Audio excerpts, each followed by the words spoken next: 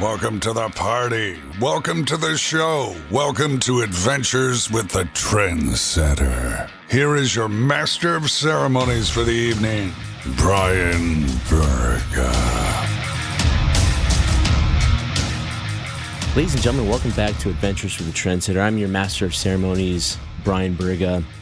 I'm excited about have our guest here today. Her name's Alana Luv, guys. If you don't know who she is, you guys can obviously follow her very, very long list of social media platforms out there, but it's good because she's around. You basically just Google her, you can find her out, but you can see her on Twitter at Alana Luv XXX, also Instagram _Alana Luv _. She's also on Fancentro, OnlyFans as well. She's also going to be at Exxxotica November 2nd to the 4th.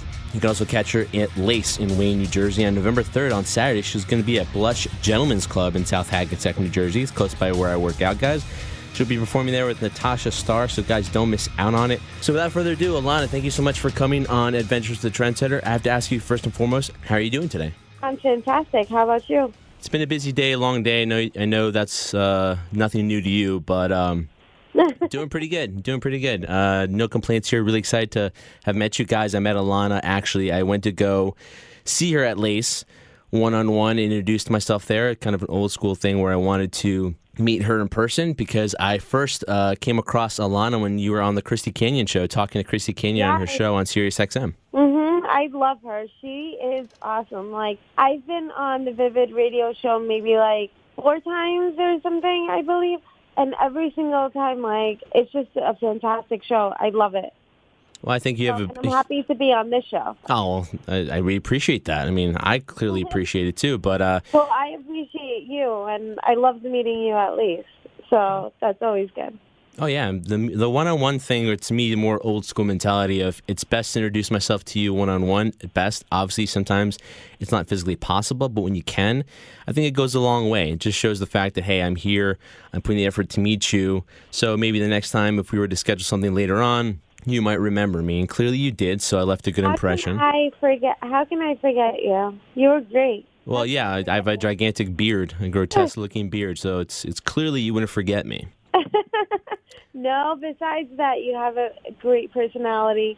I think we vibed really well. So yeah, we're both very quick-witted, the both of us. Exactly. Yeah, we were matching wits, folks, and believe me, you guys would have paid money to see that because it was quite a battle. I finally had somebody I could compete with that could stand toe-to-toe with me. Doesn't happen very often, but Alana was definitely up for the challenge. I say it was a tie. I'm not saying anybody won this one. I say it was a tie, fair and straight. But I got to be honest with you, Alana. When I first listened... I let it be a tie. I let it. Oh, you're going to go that route now, aren't you? Wow. Uh-huh. You can't be humble, can you? You just got to, throw that in there now, don't you? So now you're going to force me to up my game some more. I get it. Yeah, of course. I got to keep you on your toes. True, but here's the thing. The old saying goes, Alana, be careful what you wish for, because when you get it, you might not be ready for it. So just warning you now. Ready. I was born ready. Because you've never met no one like me before. I'll tell you that right now. That's why they call me the Trendsetter. You are one of a kind, that I have to say, but challenge accepted. Yes. Oh, this is going to be awesome, guys. But so excited to see you at Exxxotica, because you'll be down there in Edison, New Jersey. Hope a bunch of people are going to be there as well. But something I wanted to ask you, and I'm sure you get asked this a lot too, but I really just want to get from your perspective because I haven't had a chance to ask you this question. What's it like for your standpoint where when you go to these events, right, you go to the conventions, you've been to one of Exxxoticas, and you've met your fans in public, whether they be at Lace or meeting them down the street. What's that feeling like for you as the performer to see the overwhelming supply of support that you get from your audience? To me, I still find it funny that people are like, oh, my God, you're Alana Luv and everything. Like, because I find myself just to be, like, a normal person. But to me, like I said, I love meeting all my fans. I love just interacting with them. And if it wasn't for them, I wouldn't be who I am today. But it's still funny when I get recognized, and I'm just like, oh, my God, who, me? Like, I'm just me, but I love it. Like, I still love the feeling. Well, the great thing about that, Alana, is there's only one you, so it is a very special moment for the fans to meet you. And it's a very special moment for me to meet them. With all the abilities the fans have to interact with you, I mean, I just mentioned a few of your social media accounts, like your Instagram, your Twitter, you're on Fancentro, OnlyFans, and things like that. I always find it curious of your schedule being as busy as it is, and you're obviously doing things and running errands. How difficult is it to balance and manage that out for yourself? Do you have a team that helps you, an assistant, or do you really try to manage it all yourself? I try to manage it myself. I have my great publicist. I have my agent, my manager, but my social media, I deal with that. Like, I do it all myself because I love to interact on my own without anyone having to use verbiage that I don't use or anything. So I want it to sound as personable as possible. And you do get a sense of that when you look at your stuff, especially when I catch your stuff on Twitter. Always wishing everybody a good morning, which is really nice. Not a lot of people do that. And it seems to me, at least, I'm sure a lot of people have the same impression when they meet you. You're very sincere when you talk. You don't say things for the sake of saying them unless you don't really mean them. Well, yeah, I mean, I guess it's a New York thing, but what you see is what you get with me. And, like, I can't be fake. I can't just be, like, I can't sugarcoat anything. And I have no filter, unfortunately. Sometimes it gets me in trouble. Sometimes it doesn't. But, I mean, that's just me. Like, if whatever I'm thinking, I say it. So I'm just like, this is me. What you see is what you get. If you like me, great. I'm awesome. If you don't like me, then that's your issue. No, very true. I mean, most people sometimes, especially nowadays, are just so afraid to say what they want. Now, for some people, it might come natural to them, like you. I'm sure it's very natural for you to just say what's on your mind. For others, they kind of have to build up to that, I guess. But no, it's something I really admired most about you. It's something I noticed a lot when you were talking to Christy on her show. And guys, if you want to catch the show, free plug there for Christy Canyon. Her shows are Monday through Friday on Vivid Radio, channel 415. It's a great show, so everybody should tune in. Have you ever considered pursuing that path too? I mean, you had great chemistry with Christy, and I doubt that it's just with Christy. I'm sure you could co-host with somebody else or do your own show. Has that thought ever crossed your mind? I was actually thinking about it, and it was in the works and stuff, and it might possibly still be in the works. Mm-hmm. We just, I just have to finalize everything and actually make it happen. So I need to get up off my ass and actually make that happen because I would love to pursue a podcast. I think it's great. So, well, get up off your ass is kind of an understatement, though, just for the fact that you're always busy doing something. So it would really mean you would have to find the time and set it apart to be able to do it because it is kind of demanding when you want to set time for it. There's a way. Very true. Very true. I agree with that completely.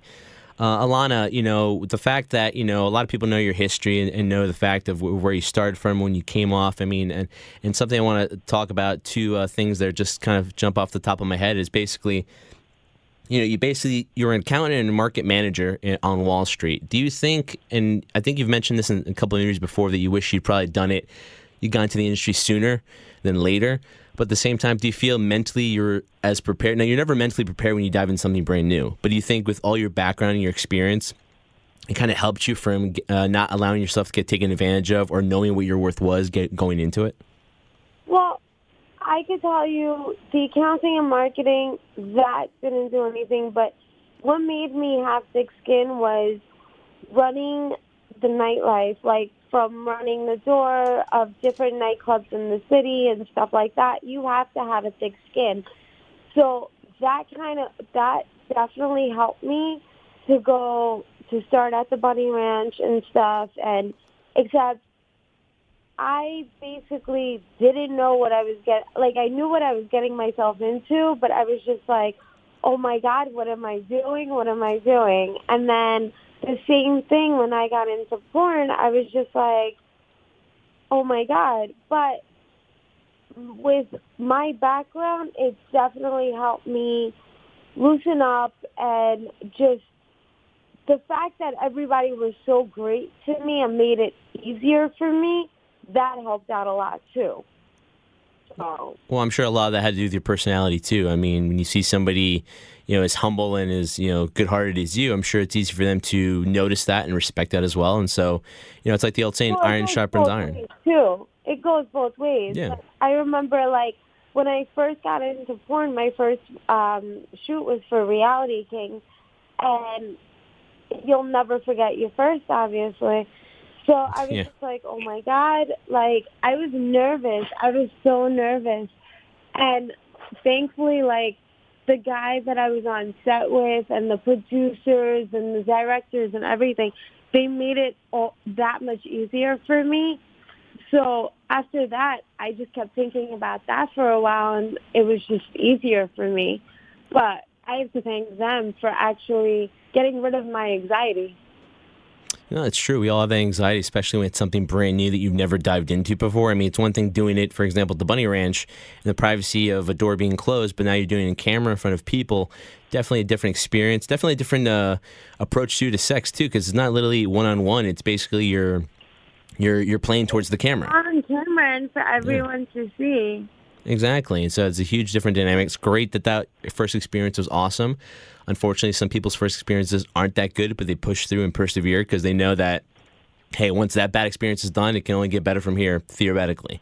But right, exactly. But I always thought that though your accounting background and marketing, it also helped you not only the thick skin you had when you said you were, at the clubs and things like that, running that, but also the fact that you're keeping track of your finances. You're being smart with your money at the same time too. You're learning how to market yourself in an industry that's highly competitive. The general consensus I get from people is that there's not really competition between other girls more or guys. It's more just competition with yourself, trying to get your name out there and separating yourself from the rest. So that had a huge integral part to you too in terms of how to market yourself and how to sell yourself, right? Absolutely. And with the right team behind me, like, I've actually made it. And even though I'm not shooting as much anymore, like, I still have my diehard fans and my loyal fans. And I'm so thankful for it because I'm like, I'm not forgotten. You know what I mean? Like, who could forget you, Alana? Seriously. When they first meet you, they're like, for you. They'll never forget you. I know I never will. But no, you're right about that. You have a huge list of, not a huge list, but huge following of people that, despite the fact you haven't been shooting. Huge list of haters, too, considering the fact that my Instagram got shut down. But yeah, exactly. Well, that's Instagram. Instagram is really weird like that, I hear. So, I've never posted anything that bad. I've seen girls do a lot worse, post a lot worse than I do. And all of a sudden, I get shut down. I believe it's the industry that I'm in, honestly. But no, yeah, I would agree. I see like swimsuit models or Victoria's Secrets. Like Kim Kardashian poses naked. Yeah, and the fact she's Kim Kardashian, so she can get away with it. But as soon as you realize or it's reported, oh, there's a adult film star on Instagram, it completely gets red flagged. Although there's nothing wrong with what you're doing in terms of it's a lot less G than anything else that's being posted out there. Exactly. So to me, it's just, I find it funny, but I mean, Instagram is Instagram, and that's why, like, now I'm using Twitter a lot more.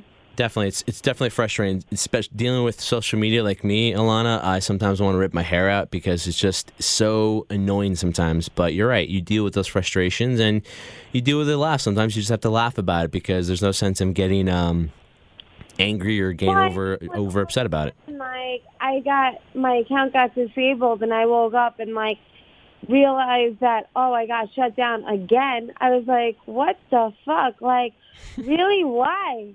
What did I do this time? Because I didn't do anything. You didn't do anything. That's the thing I was going to tell you. You didn't do anything wrong. Right. It's a conspiracy. So to me, it's just like, all right, thankfully I have my backup page, but I got shut down at almost 16,000 followers, and now I'm like, I need to rebuild all that. So, I mean, I would love if everyone follows me and help me rebuild that. But yeah, you're definitely doing that. You're posting on Twitter to continually follow your Instagram, so you're definitely putting your effort in. It's not everybody else's job to do the same thing. So yeah, it goes both ways, like you said. Exactly. I mean, I'm trying here, so I mean. Oh, it's noticed. I accomplished. It's noticed by me. I notice it. I see your hard work. Hopefully it pays off. Like I said, I just want... Thank you. No problem. I wanted those followers to get back to you. But, Alana, not to bring things down because I enjoy talking to you. I just love your personality because you're so bubbly and so energetic. But can you talk to me a little bit about what your feelings were towards the unfortunate passing of Dennis Hoth, who is the owner of the Bunny Ranch? When did you find out about it? And what were your initial feelings about, what you last remembered from Dennis? I actually found out through Twitter. I saw a post on Twitter, and I was just like, this can't be real. But, I mean, even though me and Dennis, we had our differences and stuff, I still love him as a person. He was great. He was the one that made, like, he was the start of Alana Luv, honestly. But we were close. Like, when I was at the Bunny Ranch, we were close, and he would always come out to New York to see me and stuff. And, like, whenever I was in Reno, we would always have dinner or breakfast or something, and we were just very close. And then, unfortunately, like, we saw our differences, but at the end of the day, I had nothing but love for him, and I hope he rests in peace, and he always has a place in my heart. Yes, as to many other people that worked at the Bunny Ranch, or just people that admired him for being such an entrepreneur. He was somebody, at least for me, I remember watching those HBO specials like Cat House, for example, and instead of getting over the initial fact of, my God, this is a legal brothel, when I first watched it, I was like 17, 18 years old, and you're full of raging hormones as a guy. Yeah, you're full of raging hormones as a guy. Oh my God, there's a place where you can actually have sex and you pay for it. Oh my God, this is amazing. Right, exactly. But other than that, just the fact that he was just so, I guess some people could take it as a negative way, but I took it more as admiring it, that he was so set in his ways. He was like, this is the way I want to do it, and nobody's going to tell me what to do. And like really basically taking control of your life and being the entrepreneur that he was. So that was something really admirable. And I'm sure a lot of people noticed that when they were around him. I never got a chance to visit the Bunny Ranch, way too far for me. But yeah, it's like I can only imagine what it was like to be around him, because he was more of a go-getter type of guy. He was a go-getter, and that's what made me, like, that was one of the things that encouraged me to be a go-getter, even though my whole entire life, all I was a go-getter. Mm-hmm. But it, like, encouraged me to do more and always, like, just always be proactive and productive and just make it on your own, so that way nobody could tell you that you owe them anything. Yeah, you're the type of woman that I noticed, somebody that, she wants to get things for herself. She never wants to be dependent on somebody. That's the kind of impression I got from you. Exactly. Yeah. That's me. So, I mean, if I have my significant other, like whoever he is, but it's not about money. It shouldn't be about money. It should actually be because you love the other person and not because of what they have or what they don't have materialistically. But, like, it's the little things that matter the most.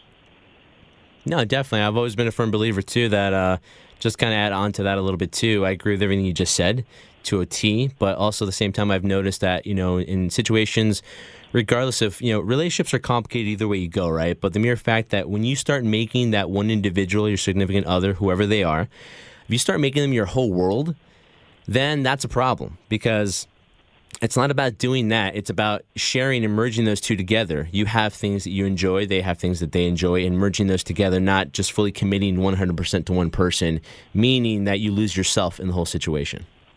Well, you should never lose yourself in the process, and unfortunately, I see so many people do that once they get into a relationship, unfortunately. But, I mean... Well, it's always the early stages of the relationship, too, right? It's all the honeymoon phase, basically. Right. And then once you get out of that honeymoon phase, you're still stuck in that, like, it's like you're still stuck in that person's world. You need to get out of it, and, like, you still need to do things for yourself, or else, like, whether it be emotionally dependent or something like that, it's still not healthy. No, not at all. And that's why you're a very rare woman, that you're very independent yourself. So it doesn't look like that's going to happen for you in terms of you get caught in that trap. Because some people act as if or pretend they are, but you're very straightforward, and that has a lot to do with your upbringing. Meaning, we talked about Dennis, right? We talked about him being a go-getter and that kind of motivating you. But where would you say you pinpoint your work ethic from? Because that's something I've admired so much about all the talent in the adult film industry, in terms of they're the true hustlers. They're the ones that go out there and make the money for them. It's not done for them. So where do you get that work ethic from your upbringing? Honestly, it has to be from my father. my father always provided for the family and made sure he, like, whether he had to work day and night or anything like that, but he made sure that, like, him, like, the family always, like, had everything. Like, and I was daddy's little girl, so, I mean, he always made sure that I had everything, and that's where I think I get it from. Like, he would always hustle, and he would always be working, and just making sure that there's always money, and there's always food on the table, and clothes, and everything. And we went to, like, the best school, and the best thing, we went on vacations all the time, and everything. So he worked his ass off, and that made me want to be exactly like that. And where do you think you get your very adorable sarcasm and quit from? From you, obviously. From me? You didn't get it from me. You had that way before you met me. Come on. Listen, I appreciate the compliments, Alana, and believe me, I do enjoy them. But come on, your quick wit was there way before I ever met you. I don't know. I think it happened naturally. I don't know. I don't think it's a New York thing either. It's like just that you can't teach that. Either you have that quick wit or you don't. No, not. Like, honestly. So I think it's just me. It's just you're just born with it. Yeah, maybe. Just like people are born with natural confidence and people can grow it. You're just born this amazing, quick-witted, sarcastic, funny, take shots at you every once in a while type of person. Okay, I get it. Hey, I'll believe you. Well, I like to say I'm shy, except no one believes me. I think we're all shy to a degree, but it depends. Like, for example, I think I spoke to you before. I've mentioned this to several people. It's hard for people to imagine because I interview quote-unquote adult film stars, or I'm doing professional wrestling, doing that stuff in terms on interviewing people like that. But I'm very much of an introvert myself. So when I interview people, they're like, oh, wow, you're a great conversationalist. Well, great, thank you. But normally I'm very quiet and keep to myself. Now, great, it depends on the person. So when I met you, I mean, I can only speak for myself when I say I immediately felt instant chemistry with you. I'm like, oh, she's easy to talk to. Yes, she's smooth. I don't have to worry about, We had a conversation, and it just kept flowing. It wasn't like there wasn't an awkward moment. Oh, no. So I was like, oh, this is cool. Like... Yeah, and that's very rare sometimes when you find that. But exactly, because even at least, like, and I meet a lot of people and everything, but if I feel that, like, there's an awkward, just an awkward moment or an awkward silence or just anything, then I'm just like, okay, I don't, like, something's off, so I'm going to walk away. Yeah, I'm kind of the same way too. More of that, I'll put the effort in to converse, but when I realize that I'm getting short answers or people just kind of, not wanting to engage, I don't take offense to them. I'm just like, okay, I'll just move on. That's it.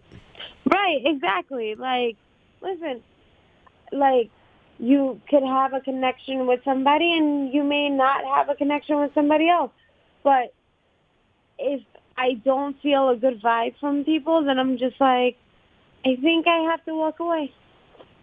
Yeah, there are a lot of things that I don't give myself credit for. I'm very humble in that heart. I don't demean myself at all, or I do give myself credit. But something I feel like I always am able to do is recognize good-hearted people, or recognize people that are pretty genuine. So me too. With that, and I think you're genuine. Oh, thank you. I think you're very genuine as well. The beautiful smile, the endless amounts of compliments we kept throwing at each other, which was getting ridiculous to an extent when I saw you at Lace. But still, it was well worth it, because as long as there's a smile on your face and my face, that's all that mattered. But I hope to see you again.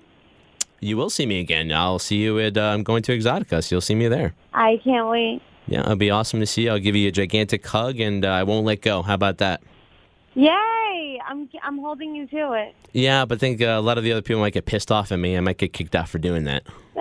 I doubt you'll get kicked out. I won't let that happen. Okay, well, from your lips to God's ears. One more final thing I wanted to ask you is that with all, like, kind of going back a little bit in terms of, when it comes to, everybody wants to talk about, for example, I think the main goal for anybody as we get older is not only in terms of quality of life, but also financial stability. And that seems to be always the central theme to anybody when you're asking them how hard they're working. It's because they always have that sense of, I want to reach some type of financial stability so I don't have to worry about it later on type of mentality. So for you, when you're doing this, you said you're not shooting as much anymore. I remember in past interviews, whether they're written or on YouTube or something like that, talking about how difficult it is to make money, because if you have younger people coming in doing things for less, the rate's smaller than yours, then it's more difficult for you to get work that way.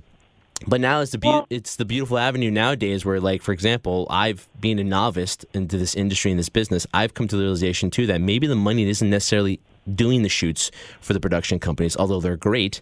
It's about doing what you're doing now, the OnlyFans, the ManyVids, the people doing the premium Snapchats, to have that one-on-one specifically with them. It's done with your phone. Yeah. So it's great.